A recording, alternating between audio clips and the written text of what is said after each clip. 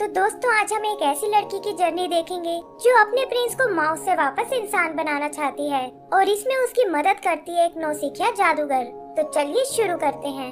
तो मूवी के शुरू में हमें एलेक्स नाम के एक प्रिंस के बारे में बताया जाता है जिसे एक विच ने खानदानी दुश्मनी के कारण माउस में बदल दिया और उसकी जगह एक फेक प्रिंस ओलाफ को बिठा दिया।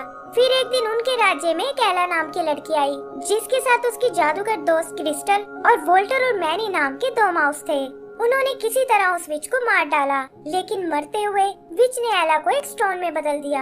एलेक्स को उसका सैक्रिफाइस देखकर बहुत दुख होता है और वो अपनी लाइफ पावर उसे देकर वापस माउस बन जाता है।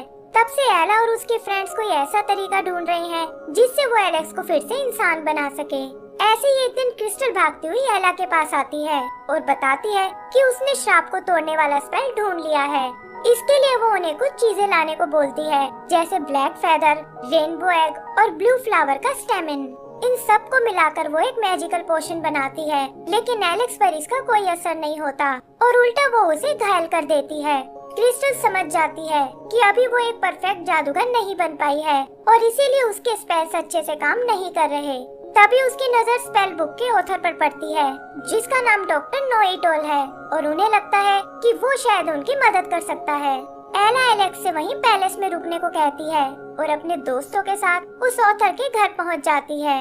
वो देखते हैं कि उसका घर मैजिक से भरा हुआ है, लेकिन बहुत बुलाने पर भी वो उनके सामने आने से मना कर देता है। तब एला उसे सारी बात बताती है और उसकी प्रॉब्लम सुनकर वो उनसे मिलने को तैयार हो जाता है। वो देखते हैं कि ये डॉक्टर असल में टोर्टोइज है और उसे अपनी नॉलेज पर बहुत ही घमंड है। थोड़ा भाव खाने के बाद वो फाइनली उन्हें एक क्लू देने को तैयार हो जाता है और बताता है कि तुम्हारी मदद लाइफ स्टोन नाम का एक जेम ही कर सकता है जो समुद्र पार फॉरेस्ट क्वीन के कैसल में रखा हुआ है। लेकिन साथ ही वो उन्हें वार्न भी करता है कि वहाँ तक पहुँचना बहुत मुश्किल है और अगर तुम क्वीन तक पहुँच भी गए तो वो तुम्हें लाइफ स्टोन कभी नहीं देगी।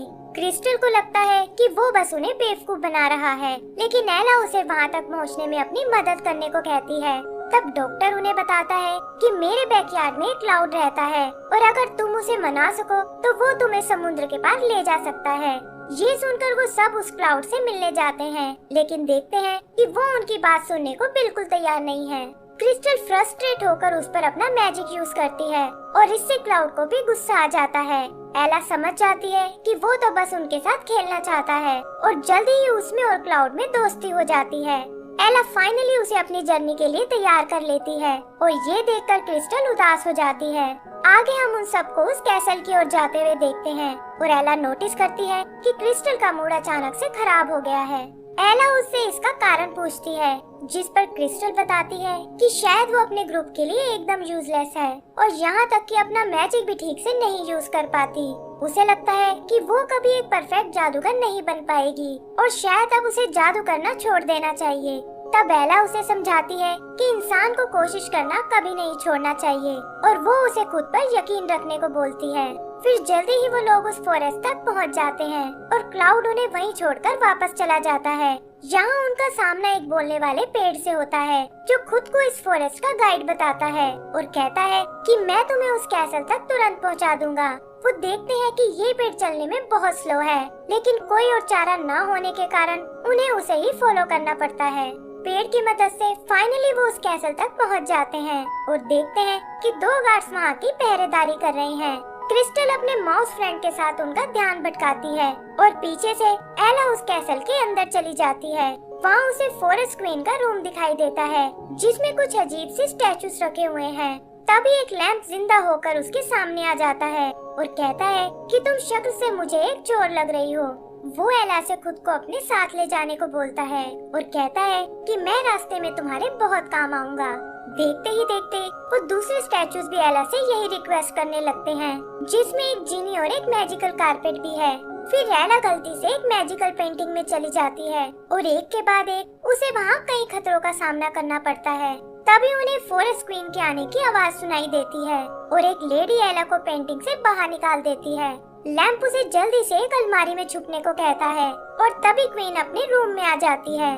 वो समझ जाती है कि यहाँ जरूर कुछ गड़बड़ हुई है और अपने मैजिक से एला को अलमारी से बाहर निकाल लेती है। वो एला से इस तरह यहाँ आने का कारण पूछती है और तभी उसे ढूंढते हुए क्रिस्टल और वो माउस वहाँ आ जाते हैं। क्वीन को लगता है कि ये सब शायद यहाँ चोरी करने आए हैं और वो एक एक करके उन सबको कैद कर लेती है। तब एला उसे बताती है कि हम तो यहाँ उस लाइफ स्टोन को लेने आए थे ताकि अपने फ्रेंड एलेक्स की मदद कर सकें। लेकिन फॉरेस्ट क्वीन उन्हें बताती है कि तुम लोगों ने यहाँ आने में देर कर दी क्योंकि लाइफ स्टोन को तो डेजर्ट क्वीन ने पहले ही चुरा लिया है। तब एला उससे एक डील करती है कि अगर हम लाइफ स्टोन को वापस ले आए तो आप हमें उसे अपने फ्रेंड पर यूज करने दोगी। फॉरेस्ट क्वीन उन्हें समझाती है कि डेजर्ट क्वीन बहुत ही खतरनाक है और तुम लोग उसका मुकाबला नहीं कर पाओगे। लेकिन एला पीछे हटने को बिल्कुल तैयार नहीं होती। लैम्प और बाकी स्टैचूज भी क्वीन को उनका ऑफर एक्सेप्ट करने को कहते हैं और कुछ सोचकर वो उनकी बात मानने को तैयार हो जाती है। फिर वो उन्हें आगे जाने के लिए एक मैप देती है और लैम्प को एक कड़े में बदलकर एला के हाथ पर बांध देती है ताकि वो उन सब पर नजर रख सके। आगे का सीन डेजर्ट कैसल का है जहाँ ओलाफ इस सारे प्लान की जानकारी डेजर्ट क्वीन को देता है, लेकिन उसे लगता है कि वो बच्चे उसका कुछ नहीं बिगाड़ पाएंगे। तब ओलाफ कहता है कि आपको अपनी आर्मी के लिए एक जादूगर की जरूरत थी और मैं क्रिस्टल को बहलाकर आपके पास ला सकता हूँ। बदले में आपको मेरा किंगडम पाने में मेरी मदद करनी होगी और डेजर्ट क्वीन भी इसके लिए तैयार हो जाती है। इधर आगे बढ़ते हुए एला को एक शॉर्टकट नजर आता है, लेकिन क्रिस्टल को लगता है कि उन्हें इस रास्ते पर आगे नहीं जाना चाहिए। वो अपने मैजिक से इधर उधर खतरा ढूंढने लगती है, लेकिन एला उसे समझाती है कि तुम बेवजह ही ओवर रिएक्ट कर रही हो और हर जगह मैजिक यूज करने की कोई जरूरत नहीं है। इस बात को लेकर उन दोनों में बहस हो जाती है और क्रिस्टल गुस्से में उन्हें छोड़कर चली जाती है। यही हम ओलाफ को देखते हैं जो छुप कर उन पर नजर रख रहा था और वो क्रिस्टल से मिलने उसके पीछे जाता है। आगे एला और उसके साथियों को एक हट दिखाई देती है जिसमें ढेर सारा खाना रखा हुआ है। तभी एक पिंजरा एला को कैद कर लेता है और पता चलता है कि ये एक शैतान बिल्ली का घर है। वो वोल्टर को पकड़कर खाने की कोशिश करती है, लेकिन देखती है कि वोल्टर को उसकी बनाई डिशेस बहुत पसंद आई हैं। ये देखकर उसे बहुत खुशी होती है क्योंकि वो हमेशा से एक शेफ बनना चाहती थी, लेकिन कोई भी उसकी डिशेस को पसंद नहीं करता था। एला को ये सुनकर क्रिस्टल का ध्यान आता है और वो सोचती है कि ना जाने वो किस हाल में होगी। उधर ओलाफ क्रिस्टल से मिलने आता है और उसे बताता है कि तुम्हारे दोस्तों को तुम्हारी स्किल्स की कोई कदर नहीं है और अगर तुम डेजर्ट क्वीन के साथ मिल जाओ तो वो तुम्हें एक पावरफुल जादूगर बना देगी। क्रिस्टल भी उसकी चालाकी को नहीं समझ पाती और डेजर्ट क्वीन का साथ देने को तैयार हो जाती है। इधर एला और मौसिस का सामना एक बियर से होता है और इससे पहले कि वो उन्हें चोट पहुंचा पाए, एला उसे अपने यहाँ आने का कारण बताती है। बेयर उसका दोस्तों के लिए प्यार देखकर बहुत इम्प्रेस होता है और कहता है कि मैं तुम्हें यहाँ से सही सलामत जाने दूंगा, लेकिन पहले तुम्हें मेरे लिए एक लेटर पढ़ना होगा। पता चलता है कि ये लेटर उसके भाई ने उसे लिखा था, जिसके साथ काफी टाइम पहले उसकी लड़ाई हो गई थी और अब वो सब कुछ भुलाकर उससे दोबारा मिलना चाहता है। एला समझ जाती है कि अपनों से अलग होना ही दुनिया का सबसे बड़ा दुख है और ये सोचकर उसे क्रिस्टल का ख्याल आता है और वो वोल्टर और मैनी के साथ उसे ढूंढने निकल जाती है। ओलाफ भी डेजर्ट में उन्हें देख लेता है और क्रिस्टल की मदद से वो उन तीनों को एक स्पेल में कैद कर लेते हैं। एला भी क्रिस्टल को उसके साथ देखकर बहुत हैरान होती है और उसे समझाती है कि तुम्हें इस आदमी पर विश्वास नहीं करना चाहिए, लेकिन क्रिस्टल पर इन बातों का कोई असर नहीं होता और वो उन्हें धोखेबाज और सेल्फिश बताती है। ओलाफ भी आग में घी डालने का काम करता है और कहता है कि अब तुम्हारी बातों से कोई फर्क नहीं पड़ता और जल्दी ही क्रिस्टल एक पावरफुल जादूगर बन जाएगी। एला एक बार फिर उससे माफी मांगती है और कहती है कि तुम्हारे बिना हम यहाँ तक कभी नहीं पहुँच सकते थे और तुम अभी भी हमारी टीम का एक अहम हिस्सा हो।